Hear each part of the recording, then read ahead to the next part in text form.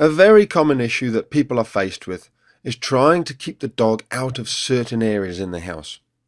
Here's Stanley. He's a great Wheaten Terrier.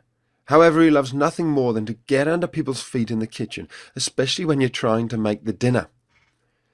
Here I'm going to demonstrate to you a very simple way of showing your dog exactly where it is and where it isn't allowed.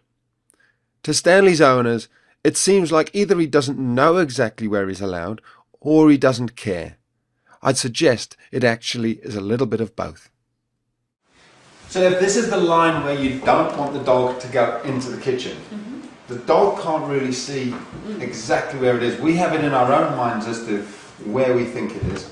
But to make it really clear to the dog, all we're going to do is put down some sticky tape.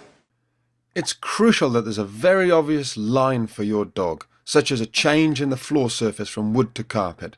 If there isn't, you need to make a clear dividing line using tape. Don't worry, it doesn't have to be forever. All we're going to do is kind of encourage him to come in.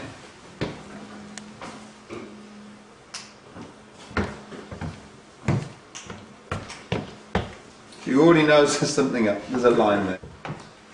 So look at that. We haven't even trained him. That line has just gone down. He knows.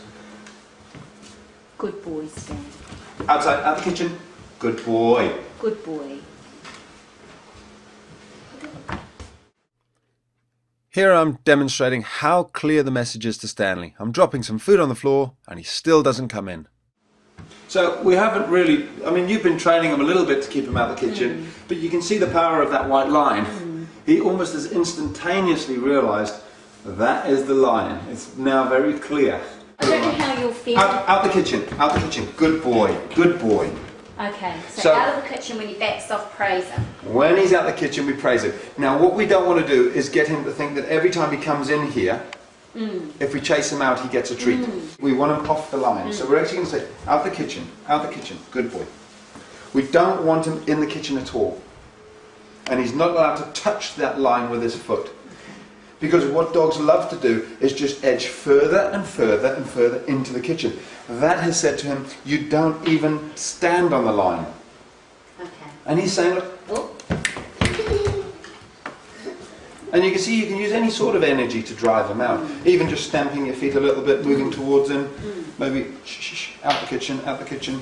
Are you making sure you don't look at him, or are you looking I'm not looking at him now to invite him in. Right. If you look at him, you invite him. So I'm deliberately ignoring him. And you can see he's good. Now, when he's being like that, that's a very good boy. He's been outside for a good long time, out the kitchen. So good boy, good boy. Very good boy, darling. A little bit further. Using this calm, consistent method, it'll take only a little time before your dog, like Stanley, will get the message and understand which side of the line that he's allowed on. As with any training, it'll have maximum effect only if your dog listens to you because you're the pack leader and you've already implemented the 5 golden rules that are shown in the first section of the members site. If you aren't a member yet, then hopefully this will give you a clearer idea of how to communicate to your dog and how willing they are to listen to you when they respect all your decisions.